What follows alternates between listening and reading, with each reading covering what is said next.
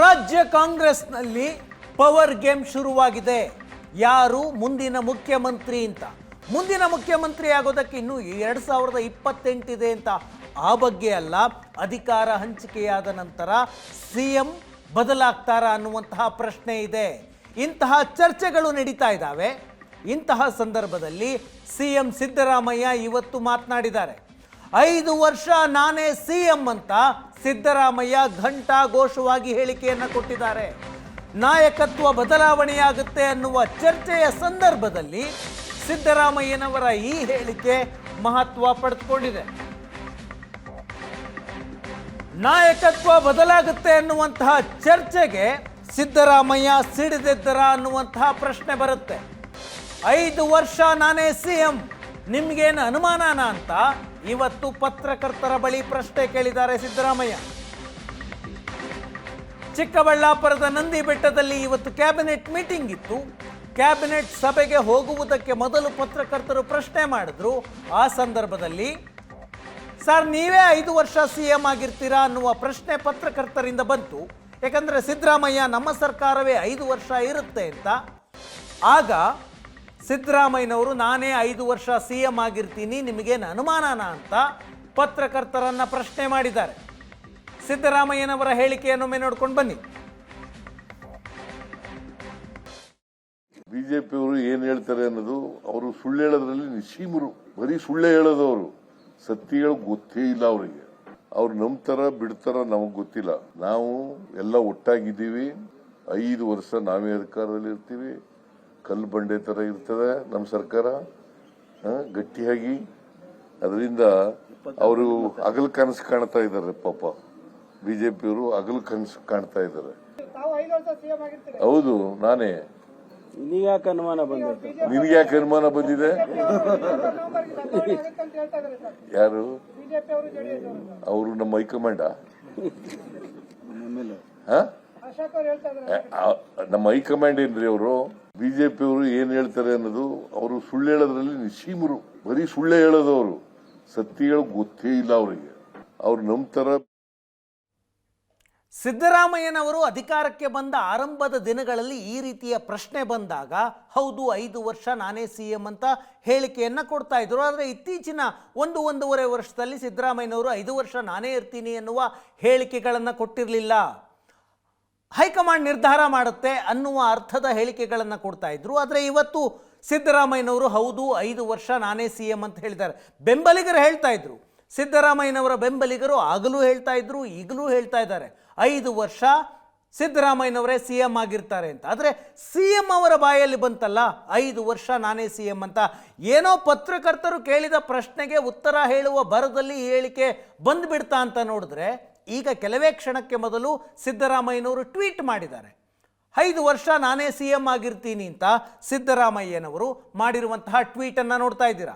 ನಾನೇ 5 ವರ್ಷ ಮುಖ್ಯಮಂತ್ರಿಯಾಗಿ ಮುಂದುವರಿಯಲಿದ್ದೇನೆ, ಈ ಬಗ್ಗೆ ಅನುಮಾನ ಬರುವಂಥದ್ದು ಏನಿದೆ ಅಂತ ಪ್ರಶ್ನೆ ಮಾಡ್ತಾ ಇದ್ದಾರೆ.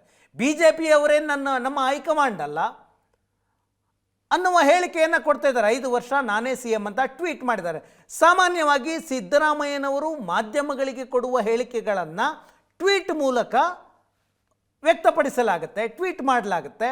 ಆದರೆ ಪತ್ರಕರ್ತರಿಗೆ ಇಂತಹ ಸೂಕ್ಷ್ಮ ಪ್ರಶ್ನೆಗಳಿಗೆ ಸಂಬಂಧಪಟ್ಟಂತೆ ಆ ಕ್ಷಣದಲ್ಲಿ ಕೊಟ್ಟ ಉತ್ತರಗಳನ್ನು, ಇಂತಹ ಸೂಕ್ಷ್ಮ ವಿಚಾರಗಳನ್ನು ಡಿಜಿಟಲ್ ಡಾಕ್ಯುಮೆಂಟ್ ಟ್ವೀಟ್ ಮಾಡಿದ್ರೆ ಅಂತಹ ಹೇಳಿಕೆಗಳು ಟ್ವೀಟ್ ಆಗೋದಿಲ್ಲ ಸಾಮಾನ್ಯವಾಗಿ. ಇದು ಟ್ವೀಟ್ ಮಾಡಿದ್ದಾರೆ ಅಂದರೆ ಸಿದ್ದರಾಮಯ್ಯನವರು 5 ವರ್ಷ ನಾನೇ ಸಿಎಂ ಅಂತ ಉದ್ದೇಶಪೂರ್ವಕವಾಗಿ ಹೇಳಿದ್ದಾರೆ ಅನ್ನೋದು ಸ್ಪಷ್ಟ ಆಗುತ್ತೆ. ಹಾಗಿದ್ರೆ ಸಿದ್ದರಾಮಯ್ಯನವರು ನಾನೇ ಸಿಎಂ ಅಂತ ಹೇಳಿ ಯಾರಿಗೆ ಸಂದೇಶವನ್ನು ಕೊಡ್ತಾ ಇದ್ದಾರೆ? 5 ವರ್ಷ ನಾನೇ ಸಿಎಂ, ನಮ್ಮದೇ ಸರ್ಕಾರ ಅಂತ ಸಿದ್ದರಾಮಯ್ಯ ಹೇಳ್ತಾ ಇದ್ದಾರೆ. ಇದರ ಉದ್ದೇಶ ಏನು? ಅಧಿಕಾರ ಹಂಚಿಕೆ ಚರ್ಚೆಗೆ ಸೆಡ್ ಹೊಡೆದ್ರ ಸಿದ್ದರಾಮಯ್ಯ ಅನ್ನುವ ಪ್ರಶ್ನೆ ಬರುತ್ತೆ. 5 ವರ್ಷ ನಾನೇ ಸಿಎಂ ಅಂತ ಹೇಳಿ ಹೈಕಮಾಂಡ್ಗೆ ಸ್ಪಷ್ಟವಾದ ಸಂದೇಶವನ್ನು, ಜೊತೆಗೆ DK ಶಿವಕುಮಾರ್ ಕ್ಯಾಂಪಿಗೆ ಸ್ಪಷ್ಟ ಸಂದೇಶವನ್ನು ಸಿಎಂ ರವಾನೆ ಮಾಡಿದ್ರ ಅನ್ನುವ ಪ್ರಶ್ನೆ ಇದೆ. 2.5 ವರ್ಷಕ್ಕೆ ಅಧಿಕಾರ ಹಂಚಿಕೆ ಒಪ್ಪಂದ ಆಗಿದೆ ಹೈಕಮಾಂಡ್ ಮಟ್ಟದಲ್ಲಿ ಅನ್ನುವಂತಹ ಚರ್ಚೆಗಳಿದ್ದಾವೆ. ಆ 2.5 ವರ್ಷ ಯಾವಾಗ ಬರುತ್ತೆ? ನವೆಂಬರ್ಗೆ ಬರುತ್ತೆ. ನವೆಂಬರ್ಗೆ ಅಧಿಕಾರ ಹಂಚಿಕೆಯಾಗಬೇಕು ಅಂತ DK ಶಿವಕುಮಾರ್ ಹೈಕಮಾಂಡ್ನ ಮುಂದೆ ಟಾರ್ಗೆಟ್ ಕೊಟ್ಟಿದ್ದಾರೆ ಅನ್ನುವ ಸುದ್ದಿ ಇದೆ. ಇಂತಹ ಸಂದರ್ಭದಲ್ಲಿ ಸಿದ್ದರಾಮಯ್ಯನವರು ಕುರ್ಚಿ ಬಿಟ್ಟು ಕೊಡಲ್ಲ ಅನ್ನುವ ಸಂದೇಶವನ್ನು ಕೊಟ್ಟರ ಅನ್ನುವ ಪ್ರಶ್ನೆ. ಯಾಕಂದರೆ ಇದೇ ರೀತಿಯ ಒಪ್ಪಂದ ಮಧ್ಯಪ್ರದೇಶದಲ್ಲಾಗಿತ್ತು, ರಾಜಸ್ಥಾನದಲ್ಲಾಗಿತ್ತು. ಮಧ್ಯಪ್ರದೇಶದಲ್ಲಿ ಕಮಲನಾಥ್ ಸಿ ಎಂ ಸ್ಥಾನವನ್ನು ಬಿಟ್ಕೊಡ್ಲಿಲ್ಲ, ರಾಜಸ್ಥಾನದಲ್ಲಿ ಅಶೋಕ್ ಗೆಹ್ಲೋಟ್ ಸಿ ಎಂ ಸ್ಥಾನವನ್ನು ಬಿಟ್ಕೊಡ್ಲಿಲ್ಲ. ಮಧ್ಯಪ್ರದೇಶದಲ್ಲಿ ಜ್ಯೋತಿರಾದಿತ್ಯ ಸಿಂಧ್ಯಾ ಬಂಡೆದ್ರು, ರಾಜಸ್ಥಾನದಲ್ಲಿ ಸಚಿನ್ ಪೈಲಟ್ ಬಂಡೆದ್ರು. ಇಲ್ಲೂ ಅದೇ ರೀತಿಯ ಪುನರಾವರ್ತನೆಯಾಗುತ್ತಾ ಅಂತಹ ಸಂದೇಶವನ್ನೇನಾದರೂ ಸಿ ಎಂ ಸಿದ್ದರಾಮಯ್ಯನವರು ಕೊಟ್ರ ಅಂತ ಇಷ್ಟು ದಿನ ಸಿದ್ದರಾಮಯ್ಯನವರ ಸಪೋರ್ಟರ್ಸ್ ಹೇಳ್ತಾ ಇದ್ರು. ಈಗ ಸ್ವತಃ ಸಿದ್ದರಾಮಯ್ಯನವರೇ ಹೇಳ್ತಾ ಇದ್ದಾರೆ. ಇತ್ತೀಚೆಗೆ ಮಲ್ಲಿಕಾರ್ಜುನ ಖರ್ಗೆಯವರು 2 ದಿನಗಳ ಹಿಂದೆ ರಾಜ್ಯಕ್ಕೆ ಬಂದಿದ್ರು. ಸಿ ಎಂ ಬದಲಾವಣೆ ಮಾಡುವಂತಹ ಅಧಿಕಾರ ಹೈಕಮಾಂಡ್ ಕೈಯಲ್ಲಿದೆ, ಸ್ಟೇಟ್ ಲೀಡರ್ಸ್ ಕೈಲಿಲ್ಲ, ನಮ್ಮ ಕೈಲಿದೆ ಅಂತ ಹೇಳೋಗಿದ್ರು. ಅಂತಹ ಸಂದರ್ಭದಲ್ಲಿ ಸಿದ್ದರಾಮಯ್ಯನವರ ಹೇಳಿಕೆ ಮಹತ್ವ ಪಡೆದುಕೊಂಡಿದೆ. ಸಿದ್ದರಾಮಯ್ಯನವರ ಈ ಹೇಳಿಕೆಗಿಂತಲೂ ಡಿ ಕೆ ಶಿವಕುಮಾರ್ ಅವರು ಕೊಟ್ಟಂತಹ ಹೇಳಿಕೆ ಇನ್ನೂ ಇಂಟ್ರೆಸ್ಟಿಂಗ್ ಇದೆ. ನನಗೆ ಬೇರೆ ಆಯ್ಕೆ ಇಲ್ಲ ಅಂತ ಡಿ ಕೆ ಶಿವಕುಮಾರ್ ಮಾತನಾಡಿದ್ದಾರೆ. ಇವತ್ತು ಸಿದ್ದರಾಮಯ್ಯನವರನ್ನು ಸಪೋರ್ಟ್ ಮಾಡಬೇಕು, ಮಾಡ್ತಾ ಇದ್ದೇನೆ, ಸಿ ಎಂ ಬೆನ್ನಿಗೆ ನಿಂತು ಸಹಕಾರ ಕೊಡ್ತೀನಿ ಅಂತ ಡಿ ಕೆ ಶಿವಕುಮಾರ್ ಹೇಳಿದ್ದಾರೆ. ಡಿ ಕೆ ಶಿವಕುಮಾರ್ ಕೊಟ್ಟಂತಹ ಅಚ್ಚರಿಯ ಹೇಳಿಕೆ ಇದು. ಅಧಿಕಾರ ಹಂಚಿಕೆ, ನಾಯಕತ್ವ ಬದಲು ಪ್ರಶ್ನೆಗಳು ಬಂದಾಗಲೆಲ್ಲ ಡಿ ಕೆ ಶಿವಕುಮಾರ್ ಇನ್ನೊಮ್ಮೆ ಮಾತನಾಡ್ತೀನಿ, ಈ ವಿಷಯದ ಬಗ್ಗೆ ನಾನು ಮಾತನಾಡೋದಿಲ್ಲ ಅನ್ನುವ ಹೇಳಿಕೆಗಳನ್ನು ಕೊಡ್ತಾ ಇದ್ರು. ಈಗ ಸಿ ಎಂ ಬೆನ್ನಿಗೆ ನಿಂತು ಸಹಕಾರ ಕೊಡ್ತೀನಿ ಅಂತ ಡಿ ಕೆ ಶಿವಕುಮಾರ್ ಮಾತನಾಡ್ತಾ ಇದ್ದಾರೆ. ಹೈಕಮಾಂಡ್ ತೀರ್ಮಾನಕ್ಕೆ ಬದ್ಧ ಅಂತ ಡಿ ಕೆ ಶಿ ಹೇಳ್ತಾ ಇದ್ದಾರೆ. ಆಶ್ಚರ್ಯಕ್ಕೆ ಕಾರಣವಾಗ್ತಾ ಇದೆ ಡಿ ಕೆ ಶಿವಕುಮಾರ್ ಅವರು ಕೊಟ್ಟಂತಹ ಈ ಹೇಳಿಕೆ. What option I have? I have to stand by him, I support him, and I don't have any objection to it. Whatever the party high command tells and whatever he desires, it will be fulfilled. I don't want to discuss anything. All lakhs of workers have supported this party. It is not only DK Shivakumar. What option I have? I have to stand by him, I support him, and I don't have any objection to it. Whatever the party high command tells and whatever he desires, it will be fulfilled. I don't want. D K Shivakumar ಅವರ ಆಪ್ತ ರಾಮನಗರದ ಶಾಸಕ Iqbal Hussain D K Shivakumar C M ಆಗಬೇಕು ಈ ಬಾರಿ. ಸಿದ್ದರಾಮಯ್ಯನವರು 7.5 ವರ್ಷದಿಂದ C M ಆಗಿದ್ದಾರೆ, ಒಂದು ಅವಕಾಶ ಡಿ ಕೆ ಶಿವಕುಮಾರ್ ಅವರಿಗೂ ಕೊಡಬೇಕು ಅಂತ ಹೇಳಿದರು. ಅವರಿಗೆ ನಿನ್ನೆ ಡಿ ಕೆ ಶಿವಕುಮಾರ್ ನೋಟಿಸನ್ನು ಕೊಟ್ಟಿದ್ರು, ಉತ್ತರ ಕೊಡಬೇಕು 1 ವಾರದಲ್ಲಿ ಅಂತ. ಅಷ್ಟಾದ ಮೇಲೂ ಇಕ್ಬಾಲ್ ಹುಸೇನ್ ಮಾತನಾಡ್ತಾ ಇದ್ದಾರೆ. ನಾನು ನೀಡಿರುವ ಹೇಳಿಕೆಗೆ ಈಗಲೂ ಬದ್ಧ ಅಂತ ರಾಮನಗರದ ಕಾಂಗ್ರೆಸ್ ಶಾಸಕ Iqbal Hussain D K she C M ಆಗಲಿ ಅಂತ ಬ್ಯಾಟಿಂಗ್ ಮಾಡ್ತಾ ಇದ್ದಾರೆ. ಆದರೆ ಇದಕ್ಕೆ ಡಿ ಕೆ ಶಿವಕುಮಾರ್ ಅವರು ಮತ್ತೊಂದು ಅಚ್ಚರಿಗೆ ಹೇಳಿಕೆಯನ್ನು ಕೊಟ್ಟಿದ್ದಾರೆ. ಸಿ ಎಂ ಸಿದ್ದರಾಮಯ್ಯನವರು ಈಗಾಗಲೇ ಇದ್ದಾರೆ, ಅವರು ಇರುವಾಗ ಅಪಸ್ವರದ ಹೇಳಿಕೆಗಳು ಬೇಡ ಅಂತ ಡಿ.ಸಿ.ಎಂ ಡಿ ಕೆ ಶಿವಕುಮಾರ್ ಮಾತನಾಡಿದ್ದಾರೆ.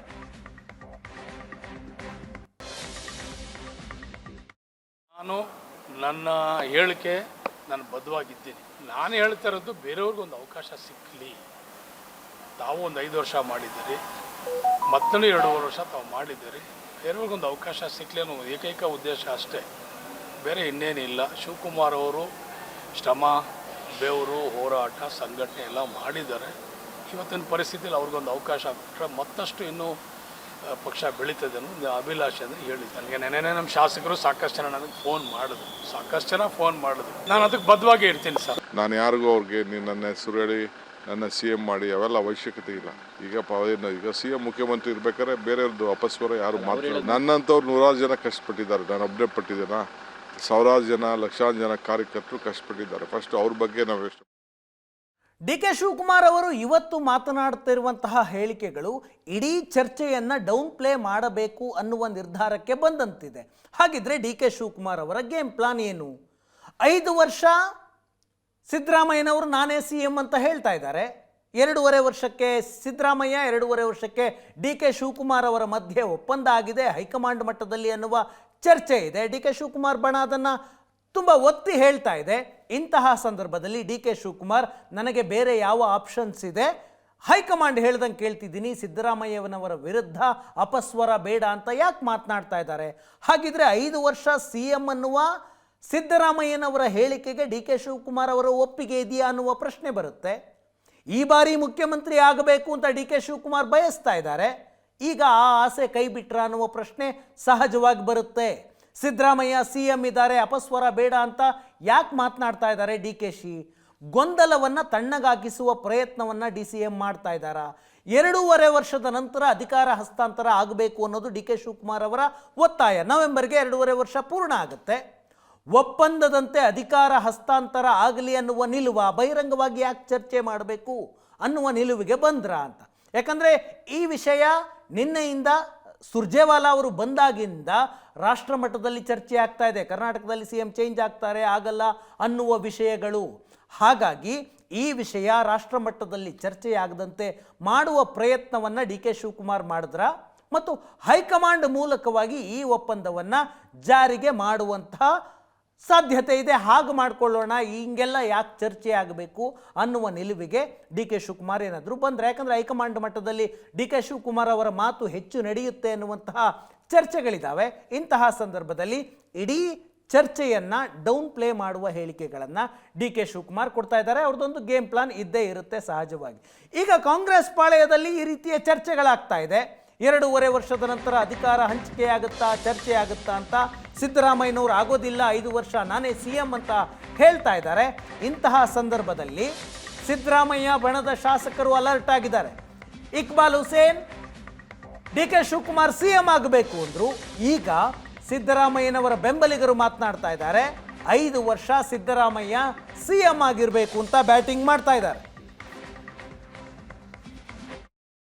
ಯಾಕಂದ್ರೆ ಯಾರೇ CM ಆಗ್ಬೇಕಂದ್ರೆ ಅದೃಷ್ಟ ಬೇಕೇ ಬೇಕಲ್ವಾ, ಇಲ್ಲ ಅಂತಲ್ಲ. ಬಟ್ ಅವ್ರು ಹೇಳಿರ್ತಕ್ಕಂಥ ಯಾವ ಉದ್ದೇಶದಿಂದ ಹೇಳಿದ್ರೆ ನನಗೆ ಗೊತ್ತಿಲ್ಲ. ನೀವು ಅವ್ರನ್ನೇ ಕೇಳಿ ದಯಮಾಡಿ. ಸಿದ್ದರಾಮಯ್ಯ ಸಾಹೇಬರು ಇಡೀ ಇತಿಹಾಸವನ್ನು ತೆಗೆದು ನೋಡಿದ್ರೆ is one of the most meritorious. ನಿಮಗೆ ಗೊತ್ತಿಲ್ವಾ? ಮೆರಿಟ್ ಇಲ್ಲ ಅಂತ ಹೇಳ್ತೀರಾ ನೀವು? Is one of the most meritorious CM in the history of Karnataka ಅಂತ ನಾನು ಹೇಳಬಲ್ಲೆ ಅಂತ ಈ ಸಂದರ್ಭ ಕೇಳಕ್ಕೆ ಇಚ್ಛೆಪಡ್ತೀನಿ. 140 ಜನಸಂಖ್ಯೆ ಇದ್ದಾಗ ಒಬ್ಬರಿಬ್ಬರು ಈ ರೀತಿ ಮಾತನಾಡ್ತಕ್ಕಂಥ ಸಹಜ ಇದೆ. ಬಟ್ ಆದ್ರೂ ಮಾತನಾಡಬಾರ್ದು, ಅವ್ರು ಯಾರು ಹೇಳ್ತಾರೆ ಈ ರೀತಿಯಾಗಿ ಬಹಿರಂಗವಾಗಿ ಹೇಳಬಾರ್ದು ಅಂತ ತಮ್ಮ ಮುಖಾಂತರ ನಾನು ಮನವಿ ಮಾಡ್ಕೊಳ್ತೀನಿ ಅಂತ ಹೇಳ್ತಾ ಇದ್ದೀನಿಲ್ಲ. ಮುಖ್ಯಮಂತ್ರಿಗಳ ವಿಷಯ ಚರ್ಚೆ ಇಲ್ಲ ಅಂತ ಹೇಳಿದ್ದಾರೆ. ಮುಖ್ಯಮಂತ್ರಿ ಸಿದ್ದರಾಮಯ್ಯ ಇದ್ದಾರೆ, ಅವರು ಮುಂದುವರಿತಾರೆ. ಕಾಂಗ್ರೆಸ್ ಸರ್ಕಾರ 5 ವರ್ಷ ಬಂಡೆ ಥರ ಇರುತ್ತೆ. ಸ್ವಾಭಾವಿಕವಾಗಿ ಅಭಿಪ್ರಾಯವನ್ನು ಎಲ್ಲರೂ ಬೇರೆ ಬೇರೆ ಥರ ಮಾತಾಡ್ತಾ ಇರ್ತಾರೆ. ಇಕ್ಬಾಲ್ ಹುಸೇನ್ ಮುಂದುವರೆದೇ ವಿಶೇಷವಾಗಿ ನಮ್ಮ ಜಿಲ್ಲೆಯ ಬಗ್ಗೆ ಆಸಕ್ತಿಯಿಂದ ಕೇಳಿದ್ದಾರೆ. ಅದ್ರ ಬಗ್ಗೆ ನಾನು ಸದ್ಯಕ್ಕೇನು ಚರ್ಚೆ ಇಲ್ಲ ಅಂತ ಅನಿಸುತ್ತೆ. ಅವಕಾಶ ಸಿಕ್ಕಿದ್ರೆ ಆಗಲಿ ಅನ್ನೋದು ನಮ್ಮೆಲ್ಲರ ಬಯಕೆ. ಇಲ್ಲ ಇಲ್ಲ, ಆ ಥರ ಏನು ಅವ್ರೇನು ಕೇಳಲಿಲ್ಲ. ನಾನು ಈಗ ನಮಗೇನಾದ್ರು ಆ ಥರ ಏನಾದ್ರು ವಿಷಯ ಇದ್ದರೆ ನಮ್ಮ ರಾಜ್ಯಾಧ್ಯಕ್ಷರು, ನಮ್ಮ ಉಪಮುಖ್ಯಮಂತ್ರಿಗಳೇ ನಮಗೆ ತಿಳಿಸ್ತಾರೆ. ಆ ಥರ ಏನೂ ಇಲ್ಲ ಅಂತ ಅವರೇ ಸ್ಪಷ್ಟವಾಗಿ ಹೇಳಿದಾರಲ್ಲ. ಹಾಗಾಗಿ ಯಾವುದೇ ಊಹಾಪೋಹಗಳಿಗೆ ಅವಕಾಶ ಇಲ್ಲ. ನಾನು ಖಂಡಿತವಾಗಿ ಹೇಳ್ತೀನಿ, ಸಿದ್ದರಾಮಯ್ಯ ಸಾಹೇಬರು 5 ವರ್ಷಗಳ ಕಾಲ ಮುಖ್ಯಮಂತ್ರಿಗಳಾಗಿ ಮುಂದುವರಿತಾರ. ಗೊಂದಲ ಐತೆ ಅಂತೇಳಿ ನಮ್ಮ ಪಾರ್ಟಿ ಮುಖಂಡರಾಗಲಿ ನಮ್ಮ ಪಾರ್ಟಿಯರಾಗಲಿ ಯಾರು ಹೇಳ್ಯಾರ? ಒಬ್ಬರು ಇಬ್ಬರು ತಮ್ಮ ಅಭಿಪ್ರಾಯಗಳನ್ನು ಹೇಳ್ಕೊಳ್ಳೇಬಾರ್ದಂದ್ರೆ ಅದು ಗೊಂದಲ ಅಂದ್ರೆ ಹೆಂಗೆ? ಕಾಂಗ್ರೆಸ್ನಲ್ಲಿ ಅಧಿಕಾರ ಹಂಚಿಕೆಯ ಚರ್ಚೆಗಳಾಗ್ತಾ ಇದೆ. ನಾಯಕತ್ವದ ಬದಲಾವಣೆ ಆಗಬೇಕಾ ಆಗಬಾರ್ದಾ ಅನ್ನುವಂತಹ ಚರ್ಚೆಗಳಾಗ್ತಾ ಇದ್ದಾವೆ. ಇಂತಹ ಸಂದರ್ಭದಲ್ಲಿ ಕಾಂಗ್ರೆಸ್ನ ಉಸ್ತುವಾರಿ ರಣದೀಪ್ ಸುರ್ಜೇವಾಲಾ ರಾಜ್ಯದ ಕಾಂಗ್ರೆಸ್ ಶಾಸಕರ ಅಭಿಪ್ರಾಯವನ್ನು ಸಂಗ್ರಹ ಮಾಡ್ತಾ ಇದ್ದಾರೆ. ಇವತ್ತಿಗೆ 3ನೇ ದಿನ ಕಾಂಗ್ರೆಸ್ನ ಉಸ್ತುವಾರಿ ಸುರ್ಜೇವಾಲಾ ಶಾಸಕರ ಸಭೆ ಮಾಡಿ ಅವರಿಂದ ಅಭಿಪ್ರಾಯವನ್ನು ಸಂಗ್ರಹ ಮಾಡ್ತಾ ಇದ್ದಾರೆ. ಕಳೆದ 2 ದಿನಗಳಿಂದ ಮಾಡ್ತಾ ಇದ್ರು. ಇವತ್ತು 3ನೇ ದಿನ ಈ ಅಭಿಪ್ರಾಯ ಸಂಗ್ರಹದ ಮೊದಲನೇ ಹಂತ ಮುಕ್ತಾಯ ಆಗಿದೆ. ಇನ್ನೂ 2 ಹಂತಗಳಲ್ಲಿ ಒಟ್ಟು 136 ಶಾಸಕರಿಂದ ಅಭಿಪ್ರಾಯ ಸಂಗ್ರಹಕ್ಕೆ ಹೈಕಮಾಂಡ್ ಮುಂದಾಗಿದೆ. ಶಾಸಕರ ಜೊತೆ ಉಸ್ತುವಾರಿ ಸುರ್ಜೇವಾಲಾ ಅವರ ಸಭೆ ಯಾಕೆ? ಶಾಸಕರ ಸಮಸ್ಯೆ, ಅಭಿವೃದ್ಧಿ ವಿಷಯ ಅಷ್ಟೇ ಚರ್ಚೆ ಆಗ್ತಾ ಇದೆಯಾ? ಅನುಮಾನಕ್ಕೆ ಕಾರಣವಾಗ್ತಾ ಇರೋದು ಶಾಸಕರ ಜೊತೆ ಸುರ್ಜೇವಾಲಾ 1-to-1 ಚರ್ಚೆ ಮಾಡ್ತಾ ಇರೋದು ಅನುಮಾನಕ್ಕೆ ಕಾರಣ ಆಗ್ತಾ ಇದೆ. CM DCM ಬಗ್ಗೆ ಸುರ್ಜೇವಾಲಾ ಅಭಿಪ್ರಾಯ ಸಂಗ್ರಹ ಮಾಡ್ತಾ ಇದ್ದಾರೆ ಅನ್ನುವ ಅನುಮಾನ ಬರ್ತಾ ಇದೆ. ಪರೋಕ್ಷವಾಗಿ ಸಿದ್ದರಾಮಯ್ಯ ಮತ್ತು ಡಿ ಕೆ ಶಿವಕುಮಾರ್ ಅವರ ಬಗ್ಗೆ ಶಾಸಕರಿಂದ ಸುರ್ಜೇವಾಲಾ ಮಾಹಿತಿಯನ್ನು ಪಡೆದುಕೊಳ್ತಾ ಇದ್ದಾರೆ ಅನ್ನುವ ಸುದ್ದಿಗಳು ಬರ್ತಾ ಇದೆ. CM DCM ಕಾರ್ಯವೈಖರಿ ಬಗ್ಗೆ ಶಾಸಕರಿಗೆ ಸುರ್ಜೇವಾಲಾ ಪ್ರಶ್ನೆಯನ್ನ ಮಾಡಿದ್ದಾರೆ. ಯಾವ ಶಾಸಕರು ಅಸಮಾಧಾನಿತರಿದ್ದಾರೆ, ಯಾವ ಶಾಸಕರಿಗೆ ಸಿಟ್ಟಿದೆ ನಾಯಕತ್ವದ ಬಗ್ಗೆ ಅಂತಹ ಶಾಸಕರಿಂದ ಸುರ್ಜೇವಾಲಾ ಮಾಹಿತಿಯನ್ನು ಪಡೆದುಕೊಳ್ತಾ ಇದ್ದಾರೆ. CM DCM ಬಗ್ಗೆ ಮಾಹಿತಿಯನ್ನು ಪಡೆದುಕೊಳ್ಳುವ ಪ್ರಯತ್ನವನ್ನು ಮಾಡ್ತಾ ಇದ್ದಾರೆ. ನಾಯಕತ್ವ ಬದಲಾವಣೆಯ ಬಗ್ಗೆಯೂ ಕೂಡ ಈ ಸಂದರ್ಭದಲ್ಲಿ ಮಾಹಿತಿಯನ್ನು ಪಡೆದುಕೊಳ್ತಾ ಇದ್ದಾರೆ ಅನ್ನುವ ಸುದ್ದಿಗಳು ಬರ್ತಾ ಇದೆ. ಶಾಸಕರ ಭಾವನೆಯನ್ನು ತಿಳಿಯುವ ಪ್ರಯತ್ನವನ್ನು ಸುರ್ಜೇವಾಲಾ ಅವರ ಮೂಲಕ ಹೈಕಮಾಂಡ್ ಮಾಡ್ತಾ ಇದೆಯಾ? ಯಾಕಂದರೆ ಇತ್ತೀಚೆಗೆ ಸುರ್ಜೇವಾಲಾ ಅವರು ರಿಪೋರ್ಟ್ ಕೊಡಲಿ ನೋಡೋಣ ಅಂತ ಮಲ್ಲಿಕಾರ್ಜುನ ಖರ್ಗೆ ಹೇಳಿದ್ರು. ಇಂತಹ ಸಂದರ್ಭದಲ್ಲಿ ಸುರ್ಜೇವಾಲಾ ಅವರಿಂದ 1-to-1 ಸಭೆ ಆಗ್ತಾ ಇದೆ. ಈಗ ಶಾಸಕರಿಂದ ಅಭಿಪ್ರಾಯವನ್ನು ತೆಗೆದುಕೊಳ್ಳಬೇಕು ಅಂದರೆ 1-to-1 ಸಭೆಯೇ ಯಾಕೆ ಮಾಡಬೇಕು? ಒಟ್ಟಾರೆ ಶಾಸಕರನ್ನು ಕರೆದು ಅವರ ಅಭಿಪ್ರಾಯವನ್ನು ಕೇಳ್ಬೋದು. ಈಗ ಸುರ್ಜೇವಾಲಾ ಏನು ಹೇಳ್ತಾ ಇದ್ದಾರೆ? ಕ್ಷೇತ್ರಗಳಲ್ಲಿ ಅಭಿವೃದ್ಧಿ ಆಗ್ತಾ ಇದೆಯಾ? ಮಂತ್ರಿಗಳು ಕೆಲಸ ಮಾಡ್ತಾ ಇದ್ದಾರಾ? ನಿಮ್ಮ ಕ್ಷೇತ್ರಗಳಲ್ಲಿ ಸಮಸ್ಯೆ ಏನಾದರೂ ಇದೆಯಾ? ಯಾವ ಸಮಸ್ಯೆ ಜಾಸ್ತಿ ಇದೆ? ಈ ರೀತಿಯ ಮಾಹಿತಿಗಳನ್ನು ನಾವು ಸಂಗ್ರಹ ಮಾಡ್ತಾ ಇದ್ದೀವಿ ಅಂತ. ಈ ರೀತಿಯ ಮಾಹಿತಿಗಳನ್ನು ಸಂಗ್ರಹ ಮಾಡೋದೇ ಆಗಿದ್ದರೆ 1-to-1 ಸಭೆಗಳು ಯಾಕಾಗಬೇಕು? ಒಬ್ಬ ಶಾಸಕನಿಗೆ 20 ನಿಮಿಷ ಮೀಸಲಿಟ್ಟು ಅವರ ಜೊತೆ ಚರ್ಚೆ ಮಾಡುವಂತಹ ಅನಿವಾರ್ಯತೆ ಮತ್ತು ಸಂದರ್ಭ ಯಾಕೆ ಬಂತು ಅನ್ನುವ ಪ್ರಶ್ನೆ ಬರುತ್ತೆ. ಯಾಕಂದರೆ 2.5 ವರ್ಷಕ್ಕೆ ಅಧಿಕಾರ ಹಂಚಿಕೆಯಾಗುತ್ತೆ ಕಾಂಗ್ರೆಸ್ನಲ್ಲಿ ಅನ್ನುವಂತಹ ಚರ್ಚೆ ರಾಜಕೀಯ ವಲಯದಲ್ಲಿದೆ. ಅಫ್ಕೋರ್ಸ್ ಕಾಂಗ್ರೆಸ್ ಅದನ್ನು ಡಿನೈ ಮಾಡುತ್ತೆ. ಸಿದ್ದರಾಮಯ್ಯನವರು ಡಿನೈ ಮಾಡ್ತಾರೆ, DK ಶಿವಕುಮಾರ್ ಅವರು ಡಿನೈ ಮಾಡ್ತಾರೆ.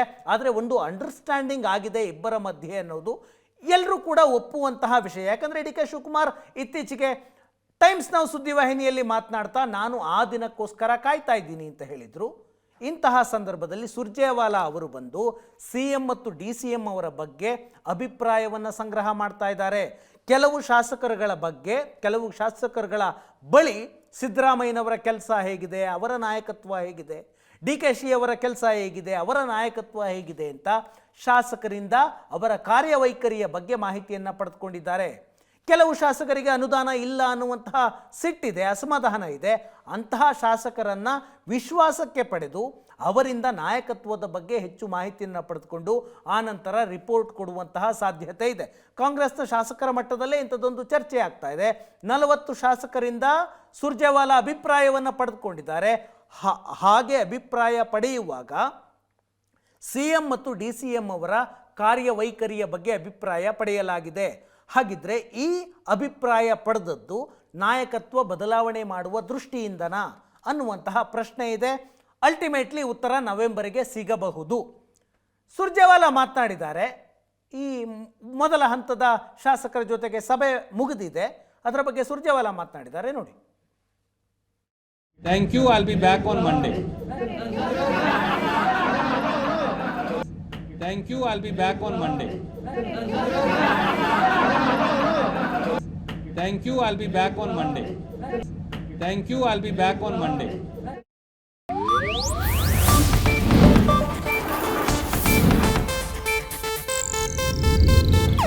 ಇದು ಏಷ್ಯಾನೆಟ್ ನ್ಯೂಸ್ ನೆಟ್ವರ್ಕ್ ಪ್ರಸ್ತುತಿ.